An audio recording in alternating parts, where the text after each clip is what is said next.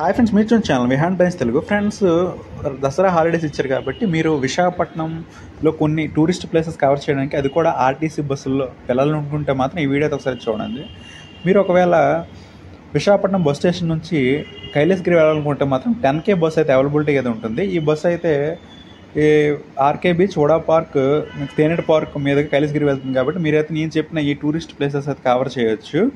Next మీరు భీమిలి వెళ్ళాలనుకుంటే మాత్రం విశాఖపట్నం బస్ స్టేషన్ నుంచి, రైల్వే స్టేషన్ నుంచి 900K బస్సులు అయితే అవైలబిలిటీగా ఉంటుంది. 900K ఒకటి, 999 ఒకటి అవైలబిలిటీకి అయితే ఉంటుంది. మీరు 900K బస్సు ఎక్కితే మీకు తేనెట పార్క్ ఒకటి కవర్ అవుతుంది. Next ISKCON temple, next Rushikonda beach, Thotlakonda, TTD దేవాలయం అయితే కవర్ అవుతుంది 900K. ఒకవేళ మీరు సింహాచలం వెళ్ళాలనుకుంటే మాత్రం ఆర్కే బీచ్ నుంచి 68K బస్ అయితే అవైలబిలిటీ ఉంటుంది. అదే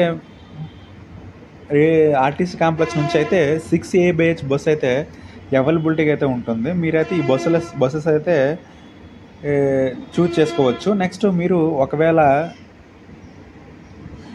జూ పార్క్, కంబాలకొండ కవర్ చేయాలనుకుంటే మాత్రం ఆర్టీసీ కాంప్లెక్స్ నుంచి అయితే విశాఖపట్నం 222 బస్సు అయితే అవైలబిలిటీగా అయితే ఉంటుంది. మీరు 222V విజయనగరం బస్ కూడా అయితే అవైలబిలిటీ ఉంటుంది. కాబట్టి మీరు ఆ బస్సెస్ అయితే చూజ్ చేసుకోండి.